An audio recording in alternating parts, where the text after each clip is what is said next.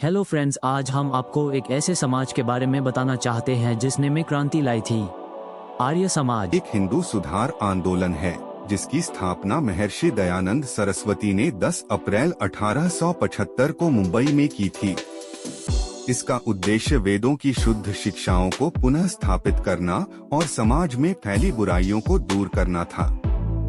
स्थापना और उद्देश्य: महर्षि दयानंद सरस्वती ने समाज में व्याप्त कुरीतियों, अंधविश्वास, मूर्ति पूजा और जातिवाद का विरोध किया और वेदों की ओर लौटो, go back to the Vedas का नारा दिया। उन्होंने माना कि वेद ज्ञान के सर्वोच्च स्रोत हैं और उनमें निहित सिद्धांतों के अनुसार ही समाज को चलना चाहिए। आर्य समाज के प्रमुख सिद्धांत: सत्य की खोज, सत्य को जानना और अपनाना हर व्यक्ति का कर्तव्य है। वेदों की सर्वोच्चता: वेद ईश्वर की वाणी हैं और इनमें संपूर्ण ज्ञान समाहित है। ईश्वर की एकता: केवल एक ईश्वर की पूजा की जानी चाहिए, मूर्ति पूजा का कोई स्थान नहीं। सर्वोत्तम कर्म: मनुष्य को हमेशा अच्छे और नैतिक कार्य करने चाहिए। समाज सेवा: सभी लोगों को समानता के साथ जीवन जीने का अधिकार है।